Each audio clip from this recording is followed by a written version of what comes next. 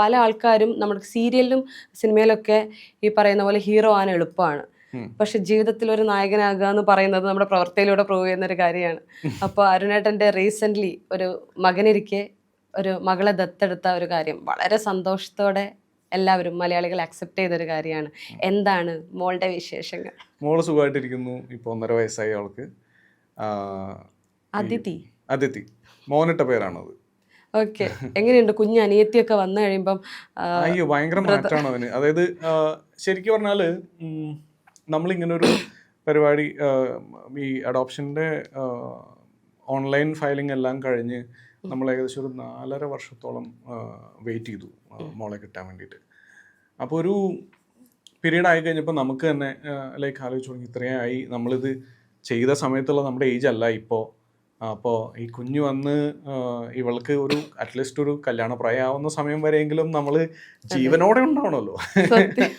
അപ്പോൾ നമ്മുടെ ഏജ് കൂടുന്നതനുസരിച്ച് നമുക്ക് ചെറിയ ടെൻഷനായി തുടങ്ങി. ലൈക്ക് ഇനി നമുക്ക് അത്ര യങ് ആയിരുന്ന സമയത്ത് ഓരോ ഏജ് കഴിയുന്നതനുസരിച്ച് നമ്മൾ പറയുമല്ലോ, ഇരുന്നിരിക്കുമ്പോൾ എന്നൊക്കെ സൗണ്ട് വരാൻ തുടങ്ങുമ്പോൾ പതുക്കെ നമ്മൾ ചിന്തിച്ചു തുടങ്ങി, ഇവളെ എടുത്തുകൊണ്ട് നടക്കണം, ഓരോരോ കാര്യങ്ങളും നമ്മളൊരു കുഞ്ഞിന് ഒരു കുറവും വരാതെ അതിനുള്ള ഫിസിക്കലി നമുക്ക് പറ്റുമോ എന്നിങ്ങനെ ഒരു ചിന്ത വന്നു. ആ സമയത്ത് ഒരു ദിവസം വൈഫ് ഇങ്ങനെ വിളിച്ചിട്ട് പറഞ്ഞു, ഇങ്ങനെ ഒരു ഫോട്ടോ അയച്ചിട്ടുണ്ട്, നോക്കാൻ പറഞ്ഞു. ഞാൻ നോക്കിയപ്പോൾ മോൻ അവിടെ വീട്ടിൽ മറ്റേ ഈ പില്ലോൻ്റെ കവർ ഉണ്ടല്ലോ, ഇങ്ങനെ സിപ്പോ കവർ, അതിങ്ങനെ തുറന്ന് അതിൻ്റെ ഉള്ളിൽ ആശാൻ അതിൻ്റെ ഉള്ളിൽ ബ്രോ, സിസ്റ്റർ, സിബ്ലിങ്സ്, അദിതി. അവനാണ് ആദ്യം അവൻ എന്നോ പേരിട്ട് വെച്ചതാണെന്നറിയോ അവൾക്ക്? അദിതി എന്നുള്ള പേര് ധ്രുവ്.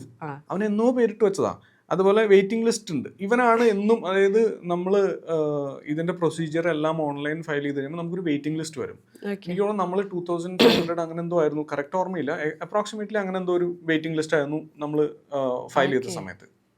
ഇതിന് ശേഷം ഒരു സമയം കഴിഞ്ഞാൽ പിന്നെ ഇവനാണ് ഇത് ചെയ്യുന്നത്. ഇവൻ എന്നും വരും, രാവിലെ എടുത്തു കഴിഞ്ഞാൽ ആദ്യം തന്നെ ടാബ് എടുക്കുക, വെയിറ്റിംഗ് ലിസ്റ്റ് ചെക്ക് ചെയ്യുക, എന്നിട്ട് അത് ഇവനാണ്. ആ പില്ലോയിൽ അവൻ അന്ന് 443 വെയിറ്റിംഗ് ലിസ്റ്റ് ഒന്നും കൂടെ എഴുതി വെച്ചിട്ട് മറ്റേ പടമൊക്കെ വരച്ച് വെച്ച് ഫോട്ടോ എടുത്ത് അയച്ചു. അപ്പോൾ പിന്നെ നമ്മൾ വിചാരിച്ചു, ഓക്കെ, എന്നാൽ പിന്നെ ഇനി ഒരു സെക്കൻഡ് തോട്ട് വേണ്ട, എന്തായാലും അവൻ ഇനി എന്താ പറയുക, അവൻ നോക്കിക്കോളൂ. അതാണ് ഞാൻ പറയാൻ വേണ്ടി. അങ്ങനെ അത് ഇതുവരെ സോഫാർ തെറ്റിച്ചിട്ടില്ല. എന്ന് വെച്ചാൽ മോളെ കൊണ്ടുവന്ന് ആദ്യമൊക്കെ ഇവൻ അങ്ങനെ കുഞ്ഞുങ്ങളെ അധികം, ഇപ്പം എൻ്റെ അനിയൻ്റെ കുട്ടികളെയാണ് കണ്ട് ശീലമുള്ളത്, റെഗുലറായിട്ടൊരു കുട്ടിയുടെ കൂടെ നിന്ന് ശീലിച്ചിട്ടില്ലല്ലോ. അപ്പം അങ്ങനെ മോള് വന്ന സമയത്ത് ആദ്യം ഇങ്ങനെ വായന്നിങ്ങനെ ഒലിക്കുമ്പോഴൊക്കെ ആശാൻ അത് ഇത്തിരി എന്താ പറയുക, മേത്താവുമ്പോൾ പ്രശ്നമൊക്കെ ഉണ്ടാകും. പിന്നെ അതെ, അത് സ്വാഭാവികമായിട്ടും നമുക്ക് അവൻ്റെ അടുത്ത് നിന്ന് അതിൽ കൂടുതലൊന്നും കുഞ്ഞല്ല. പക്ഷേ അത്ഭുതപ്പെടുത്തിക്കൊണ്ടെന്ന് വെച്ചാൽ ഒരു ഹാർഡ്ലി ഒരു മാസത്തിനുള്ള അവൻ ഡയപ്പർ മാറ്റിയിടിക്കാൻ തുടങ്ങിയവളുടെ. പിന്നെ അവന് ഭയങ്കര കെയറിങ് ആ കാര്യത്തിൽ. അവനിലെ സ്വഭാവത്തിൽ മാറ്റമുണ്ട്. അതുപോലെ തന്നെ നമ്മൾ പ്രതീക്ഷിച്ചേക്കാളും നന്നായിട്ട് അവൻ അവളെ ടേക്ക് കെയർ ചെയ്യുന്നുണ്ട്. അവൾക്കും അതുപോലെ തന്നെയാണ്. കുട്ടികൾക്ക് ആക്ച്വലി ഒരാൾ കൂട്ടുള്ള സമയത്ത് ഷെയറിങ്ങും ഒക്കെ കൂടും അല്ലേ? അപ്പോൾ എനിക്ക് തോന്നുന്നു ഈ ഒരു പ്രൊസീജിയറിനെ കുറിച്ച് ഒരുപാട് ആൾക്കാർക്ക് ഒരുപാട് തെറ്റിദ്ധാരണയുണ്ട്. നമുക്ക് വളരെ ഈസി ആയിട്ട് നമ്മളൊക്കെ ചെറുപ്പത്തിലൊക്കെ ചിന്തിച്ചൊരു കാര്യം, നോർമലി ഉള്ളൊരു കോൺസെപ്റ്റാണ്, നമുക്ക് വേണമെങ്കിൽ ഒരാളെ അഡോപ്റ്റ് ചെയ്യണമെങ്കിൽ ഒരു ഓർഫനേജ് വിസിറ്റ് ചെയ്യുക, കുറെ കുട്ടികളെ കാണുക, അതിൽ ഒരാളെ ഇഷ്ടപ്പെട്ടെടുക്കുക. യഥാർത്ഥത്തിൽ ഇങ്ങനെയൊന്നും അല്ല അല്ലേ? ഇതിന് ഒട്ടുമല്ല. ഇത് ഈ പറഞ്ഞ മാതിരി കുറേ പേരുടെ ഒരുപാട് തെറ്റിദ്ധാരണകൾ ഉള്ള ഒരു കാര്യമാണിത്. ഇപ്പോൾ നമ്മൾ ചെല്ലുന്നു, ഒരു ഓർഫനേജിൽ ചെന്ന് കുറേ കുട്ടികളെ കാണുന്നു, അതിൽ നിന്ന് ഒരാളെ പിക്ക് ചെയ്യുന്നു, ഇതൊക്കെ സിനിമകളിൽ മാത്രമാണ്. ഇനിയിപ്പോൾ പണ്ട് കാലത്ത് അങ്ങനെ ഒരു സിസ്റ്റം ഉണ്ടായിരുന്നു എന്ന് എനിക്കറിയില്ല, ഇപ്പോഴും അറിയില്ല. ഇപ്പോൾ അതല്ല. എന്തായാലും നമ്മൾ ചെയ്യുന്ന സമയത്ത് ഇതല്ല സിസ്റ്റം ഉള്ളത്. നമ്മളിത് ഓൺലൈനാണ് അപ്ലൈ ചെയ്യുന്നത്. കാര എന്ന് പറഞ്ഞിട്ടുള്ളൊരു വെബ്സൈറ്റിലാണ്. ആൻഡ് ഇതിലെനിക്ക് ചെറിയൊരു പ്രൗഡായിട്ടുള്ള കാര്യം കൂടെ പറയാനുള്ളതെന്ന് പറഞ്ഞാൽ, നേരത്തെ പറഞ്ഞൊരു ഹീറോ അല്ല ശരിക്കും പറഞ്ഞാൽ ഇതിൻ്റെ ഫസ്റ്റ് തീരുമാനം വൈഫിൻ്റെ ആയിരുന്നു, ദിവ്യയുടെ ആയിരുന്നു. അപ്പം ഞാൻ അങ്ങനെ ആദ്യം ഒന്നും ചിന്തിച്ചിട്ടുണ്ടായിരുന്നില്ല. ആ ഒരു തോട്ട് എനിക്ക് ഇട്ട് തന്നതും അതിന് തുടങ്ങി വെച്ചതും വൈഫാണ്. അവിടുന്ന് ഇതിനെ പറ്റിയിട്ട് പഠിച്ചു, അറിഞ്ഞു, ഒരുപാട് ഇൻഫർമേഷൻസ് കളക്ട് ചെയ്തു ഇതെന്താണെന്നുള്ളത്.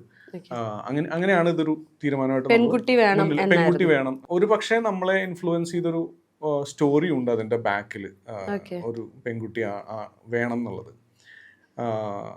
ഞങ്ങൾ ബോംബെയിൽ ഉണ്ടായിരുന്ന സമയത്ത് നമ്മുടെ സൊസൈറ്റിയിൽ ഉണ്ടായിരുന്ന ഒരു സെക്യൂരിറ്റി ആയിട്ട് നിന്നിരുന്നൊരു നേപ്പാളി ആളുണ്ടായിരുന്നു.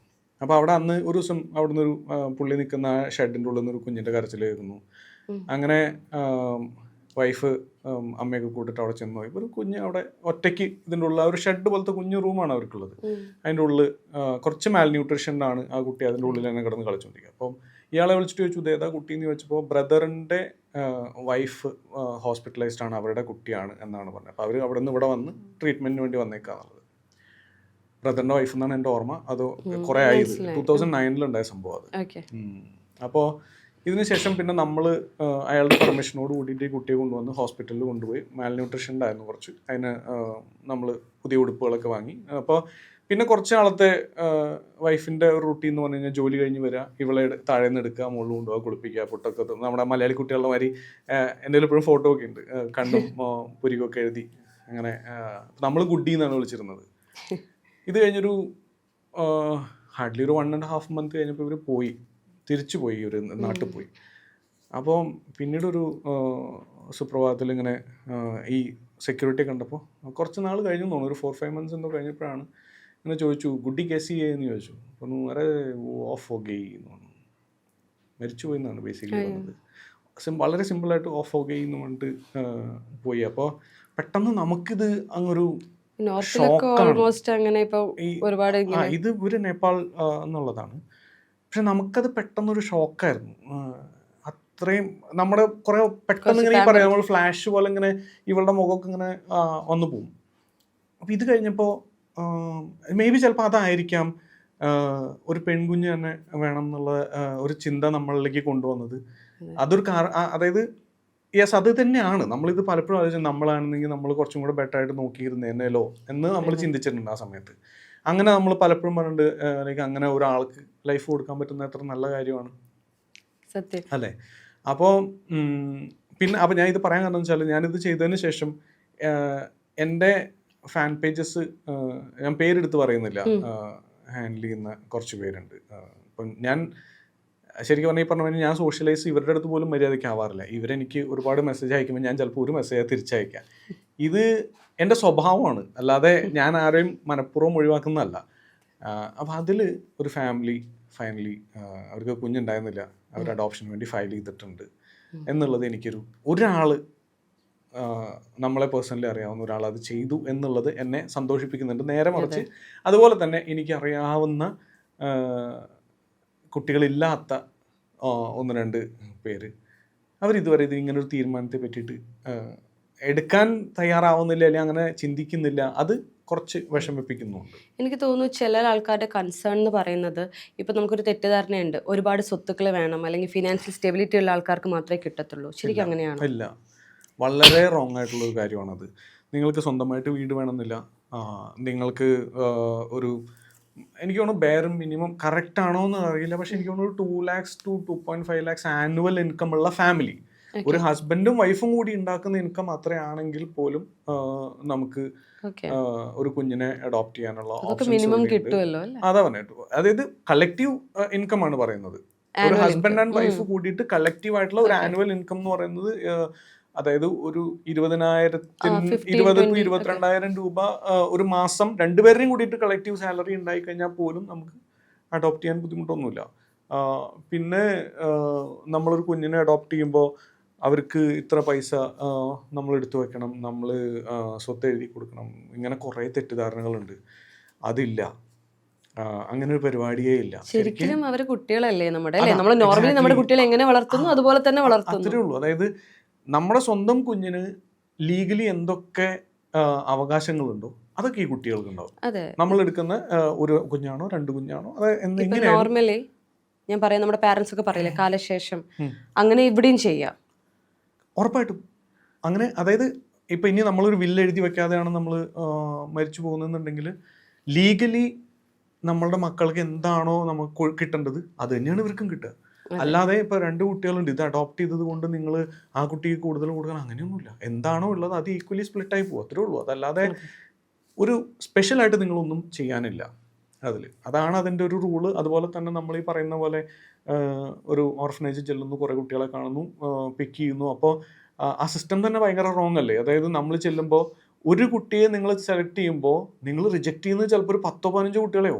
ശരിയാ. ഈ 10 കുട്ടികളിൽ ഒരു റിജക്ഷൻ അല്ല അവരുടെ ഉള്ളിൽ ഉണ്ടാക്കുന്നത്. ഒരു കുട്ടിയെ മാത്രം കൊണ്ടുപോകുമ്പോൾ ഇവർ നോക്കി നിൽക്കുന്നു. സിനിമയിലൊക്കെ കണ്ടിട്ടില്ലേ, 10 കുട്ടികൾ ടാറ്റ പറഞ്ഞു വിടുന്നു, ഒരു കുട്ടിയെ കൊണ്ട് പാരന്റ് നടന്നു പോകുന്നു. എന്ത് ട്രോമയായിരിക്കും ബാക്കിയുള്ളവർക്ക്. സീരിയസ്ലി ഒരു സീരിയലിൽ പോലും അങ്ങനെ കാണിച്ചിട്ടുണ്ട്. ചെറുപ്പത്തിൽ ഒരുപാട് പേര് നോക്കിയിരിക്കുമ്പോൾ ഇത് വേണ്ട ഇത് മതി എന്ന് പറഞ്ഞ്, ഞാൻ സീരിയൽ എടുത്ത് പറയണില്ല, ഒരു സൺ ടി വിയിലും സൂര്യ ടി വിയിലും ടെലികാസ്റ്റ് ചെയ്ത സീരിയലാണ്. അതിലൊരു ക്യാരക്ടർ ഓർഫനാണെന്ന് ഫൈനലി തിരിച്ചറിയുന്നു. അപ്പോൾ കൂടെയുള്ളൊരു ഫ്രണ്ട് ഉണ്ട്, പണ്ട് എന്നെയായിരുന്നു എടുക്കാൻ നിന്നത്, കൂടുതൽ നിന്നെ ഇഷ്ടപ്പെട്ടതുകൊണ്ട് എന്നെ അവിടെ നിർത്തി എടുത്തു പോയി വളരെ സിമ്പിളായിട്ട് പറയുന്നു. അപ്പോഴൊക്കെ ഞാൻ ചിന്തിക്കാറുണ്ട്, അയ്യോ ഞാനല്ല എന്നറിയുമ്പോൾ ബാക്കി കുട്ടികളൊക്കെ. അതാ എത്ര പേരാണ് ഒരു കുട്ടിക്ക് നമ്മൾ ജീവൻ കൊടുക്കുമ്പോൾ എത്ര പേർക്കാണ് ട്രോമ കൊടുക്കുന്നത്. ഇവരൊക്കെ റിജക്ഷൻ അല്ലേ ഫേസ് ചെയ്യുന്നത്. അപ്പോൾ അങ്ങനെ ഒരു സിസ്റ്റം ഇല്ല, അങ്ങനെ ഒരു സിസ്റ്റം ഇല്ല. നമുക്ക് ആകെ വരുന്നത് നമ്മൾ ഈ ഞാൻ പറഞ്ഞല്ലോ 2500+ എന്തോ വരും നമ്മുടെ വെയിറ്റിംഗ് ലിസ്റ്റ്. 4-4.5 വർഷം കഴിയുമ്പോഴാണ് നമുക്കൊരു ഇമെയിലാണ് വരുന്നത്, നമ്മുടെ ചൈൽഡ് റെഫറൽ വന്നിട്ടുണ്ടെന്ന് പറഞ്ഞിട്ട്. നമ്മൾ നമ്മുടെ കാരയുടെ പോർട്ടലിൽ ലോഗിൻ ചെയ്ത് കഴിയുമ്പോൾ ഒരു പാസ്പോർട്ട് സൈസ് ഒരു ഫോട്ടോ മാത്രമാണ് നമുക്ക് ഉണ്ടാവുക. ആ കുട്ടിയുടെ ബ്ലഡ് റിപ്പോർട്ട് ഉണ്ടായിരിക്കും. എന്ന് വെച്ചാൽ നമുക്ക് ഹെൽത്തി ആയിട്ടുള്ള ഒരു കുട്ടി അല്ലെങ്കിൽ നാളെ നമുക്ക് അവർക്കും നല്ലൊരു ജീവിതം കൊടുക്കാൻ പറ്റാതെയാവും, ഉള്ള കുട്ടിക്കും നല്ലത് കൊടുക്കാൻ പറ്റാതെയാവും, നമ്മളുടെ ലൈഫും കോംപ്ലിക്കേറ്റഡ് ആക്കാൻ ചിലപ്പോൾ. അപ്പോൾ അത് ആർക്കും ഗുണം ചെയ്യില്ല. അതുകൊണ്ട് ബ്ലഡ് റിപ്പോർട്ട് ഉണ്ടാവും, നമുക്കത് ഡോക്ടറെ കൊണ്ട് കാണിക്കാം. ഡോക്ടറെ അടുത്ത് ഇതെടുത്തതിന് ശേഷം നമുക്ക് 1 മാസത്തെ സമയമുണ്ട് നമുക്കിത് അപ്രൂവ് ചെയ്യാനായിട്ട്, നമ്മളത് ആക്സെപ്റ്റ് ചെയ്യാൻ. അവിടെയും റിജക്ഷൻ ഇല്ല. നമുക്ക് വേണ്ട എന്നുണ്ടെങ്കിൽ എന്തെങ്കിലും കാരണവശാൽ നമ്മളത് വേണ്ടാന്ന് വെക്കുകയാണെന്നുണ്ടെങ്കിൽ നമ്മളൊന്നും ചെയ്യണ്ട, 1 മാസം വെറുതെ ഇരുന്നാൽ മതി. ഓട്ടോമാറ്റിക്കായിട്ട് ഈ കുട്ടി അടുത്ത ആൾക്ക് പോകും. അതായത് നമ്മൾ എവിടെയും റിജക്ട് ഇല്ല. റിജക്ഷൻ 4.5 years കഴിഞ്ഞിട്ടും ഏതെങ്കിലും at a point of time വേണ്ടെന്നാണെങ്കിൽ വേണ്ട, അങ്ങനെ തന്നെയാണോ? അല്ല, ഇതിനുള്ളിൽ എപ്പോ ആണെങ്കിൽ നമുക്ക് വേണ്ടാന്ന് വെക്കാം, കയ്യിൽ കിട്ടുന്നത് വരെ. നമ്മൾ ലീഗലി പോയി അവിടെ നിന്ന് ആക്സെപ്റ്റ് ഈ റിക്വസ്റ്റ് നമ്മൾ ആക്സെപ്റ്റ് ചെയ്ത് കുട്ടി എടുക്കുന്നത് വരെ ഏത് സമയത്തും നമുക്ക് മൈൻഡ് ചേഞ്ച് ചെയ്യണമെങ്കിൽ നമുക്കിത് ചേഞ്ച് ചെയ്യാം, ക്യാൻസൽ ചെയ്യണമെങ്കിൽ ക്യാൻസൽ ചെയ്യാം, എല്ലാം ഓപ്ഷൻസ് ഉണ്ട്.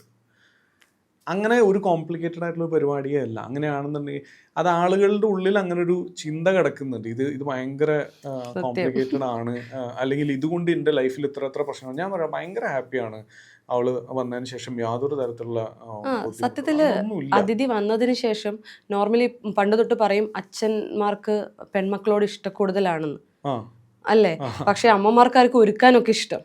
ഇവിടെ അതിഥി വന്നതിന് ശേഷം ധ്രുവിന് പരാതി ഉണ്ടോ ഭയങ്കര സ്നേഹക്കൂടുതലാണ് പെൺകുട്ടിയോട്? അങ്ങനെയൊന്നും. ആദ്യത്തെ വന്ന് കുറച്ച് ദിവസം നമ്മൾ ഒരു എക്സ്ട്രാ കെയർ കൊടുക്കണമല്ലോ. അതായത് നമുക്ക് ഒന്ന് മറ്റേ ബ്രസ്റ്റ് ഫീഡിങ് അല്ലല്ലോ നമ്മൾ കൊടുക്കുന്നത്, ഫോർമുലയാണല്ലോ. അപ്പം അവിടുന്ന് ഇവിടെ വന്ന് നമ്മൾ ഇവിടുത്തെ ഒരു സിസ്റ്റമായിട്ടൊന്ന് അഡാപ്റ്റ് ചെയ്യുന്ന സമയത്ത് നമ്മൾ കുറച്ചധികം നമ്മുടെ അറ്റൻഷൻ അങ്ങോട്ട് പോയിരുന്നു. ആ ഒരു സമയത്ത് ആശാൻ ഒരു ചെറിയ രീതിയിൽ ഫീൽ ചെയ്യുന്നു എന്ന് മനസ്സിലാക്കിയപ്പോൾ തന്നെ നമ്മൾ പിന്നെ അവനെ ഇൻക്ലൂഡ് ചെയ്യിക്കാൻ തുടങ്ങി, അവനെ കൊണ്ട് ചെയ്യിപ്പിക്കാൻ തുടങ്ങി. അവിടെയാണല്ലോ, അതായത് നമ്മൾ ഇവളെ കെയർ ചെയ്യുമ്പോഴാണ് കൂടുതൽ പ്രശ്നം. പക്ഷെ ഇവനെ കൊണ്ട് അത് ചെയ്യിപ്പിക്കുന്ന തുടങ്ങിയപ്പോൾ അല്ല, ഇത് നോർമലി അതാണ്, ഒരു പുതിയ കുട്ടി ഉണ്ടായി കഴിയുമ്പോഴും ഒരു ഫസ്റ്റ് ചൈൽഡിന് എപ്പോഴും ഈ പ്രശ്നം ഉണ്ടാകും. അപ്പോഴും നമ്മൾ ചെയ്യുന്ന സെയിം ആണ്, അവരെയും കൂടി ഇൻക്ലൂഡ് ചെയ്യിക്കാന്നുള്ളത്. നോർമലി ആ പ്രൊസീജിയർ ഇവിടെയും നടക്കുന്നുള്ളൂ. ഈ ആൾക്കാർ എല്ലാത്തിലും നെഗറ്റീവ് കണ്ടുപിടിക്കുന്നത് കൊണ്ടാണ് ഞാനിത് എടുത്തു പറയുന്നത്. അതിന്റെ റീസൺ, ഓക്കെ ആദ്യത്തെ കുട്ടിക്ക് രണ്ടാമത്തെ കുട്ടി വന്നപ്പോൾ ഇഷ്ടപ്പെട്ടില്ല എന്നൊക്കെ ചില ആൾക്കാർ എഴുതി കളയും. അങ്ങനെ എഴുതരുത്. അതിന്റെ റീസൺ എന്താണെന്ന് വെച്ച് കഴിഞ്ഞാൽ, നോർമലി ഒരു കുട്ടി ഉണ്ടായി കഴിയുമ്പോൾ ഫസ്റ്റ് ചൈൽഡിന് ഇങ്ങനെ ഒരു ഓക്കെ അയ്യോ കൂടുതൽ ഇഷ്ടം അങ്ങോട്ടാണോ എന്ന് തോന്നും. ആ സമയത്ത് അവരെ ഇൻക്ലൂഡ് ചെയ്യിക്കുക. ഇതൊരു നോർമൽ പ്രൊസീജിയർ, ഒരു കുട്ടി ഉണ്ടായിരിക്കുന്ന നോർമൽ പ്രൊസീജിയർ തന്നെയാണ് ഇവിടെയും സംഭവിക്കുന്നത്. അത്രേ ഉള്ളൂ. വേറെ ഇതിലും ഒരു എന്താ പറയാ ഹെർക്കുലിയൻ ടാസ്ക് ഒന്നുമല്ല. ഇത് ഭയങ്കര സിമ്പിൾ ആയിട്ടുള്ള പരിപാടിയാണ്. ഒരു കുഞ്ഞിനെ നിങ്ങൾ വളർത്താൻ എന്തൊക്കെ ഡിഫിക്കൽട്ടീസ് ഉണ്ടോ അതൊക്കെ ഇവിടെ ഉണ്ടായിരിക്കും. അതല്ലാതെ അതിൻ്റെ അപ്പുറത്തേക്ക് അതിൽ കൂടുതലായിട്ട് ഒന്നുമില്ല. യെസ്, ആകെ ഉള്ളത് എടുക്കാൻ പോകുമ്പോഴുള്ള കുറച്ച് പേപ്പർ വർക്ക്സ് ഉണ്ട്. നമ്മൾ കുറേ പേപ്പറുകൾ നമ്മുടെ ക്ലിയർ ചെയ്യേണ്ടിയിരിക്കും. പോലീസ് വെരിഫിക്കേഷൻ പോലെയുള്ള കുറച്ച് കാര്യങ്ങളുണ്ട്, അത് ചെയ്യണം. അവിടെ ചെന്ന് നമ്മൾ കുഞ്ഞിനെ എടുത്തുകൊണ്ട് വന്നതിന് ശേഷം നമുക്ക് എവിടെ നിന്നാണോ കുഞ്ഞിനെ കിട്ടുന്നത് തിരിച്ച് വീണ്ടും അവിടെ പോയിട്ട് തന്നെ അവിടുത്തെ കോർട്ടിൽ അപ്പിയർ ചെയ്തിട്ട് നമുക്ക് മറ്റേ കോർട്ട് എന്ന് പറയുന്നത് നമ്മൾ ഈ കാണുന്ന കോർട്ടല്ല, അവിടുത്തെ ചെറിയൊരു ഓഫീസ് റൂമിൽ ചെല്ലുന്നു. നമുക്ക് നമ്മളോട് അവർ ക്വസ്റ്റ്യൻസ് ചോദിക്കുന്നു. കുട്ടി അത് കുഞ്ഞിനെ ഫസ്റ്റ് തന്നതിന് ശേഷം 1 മാസം കഴിഞ്ഞിട്ടാണ് അത് വിളിപ്പിക്കുക. അവർ ചെക്ക് ചെയ്യും കുഞ്ഞ് നമ്മുടെ അടുത്ത് എത്രത്തോളം നന്നായി നിൽക്കുന്നു എന്നുള്ളതൊക്കെ നോക്കിയിട്ട് നമുക്ക് ബർത്ത് സർട്ടിഫിക്കറ്റ് തരുന്നു. ഇതാണ് അതിൻ്റെ ഒരു പ്രൊസീജിയർ വരുന്നത്. വളരെ സിമ്പിളാണ്. സെയിം ബർത്ത് ഡേറ്റ് തന്നെയാണോ ആഘോഷിക്കുക? അതെ. നമുക്ക് അവർക്ക് കിട്ടിയ ഇൻഫർമേഷൻ വെച്ചിട്ടുള്ള കറക്റ്റ് ആയിട്ടുള്ള ഡേറ്റ് ആണ് അവർ മോസ്റ്റ്ലി തരിക. അത് തന്നെയാണ് നമ്മൾ ആഘോഷിക്കുക. അത്രേ ഉള്ളൂ.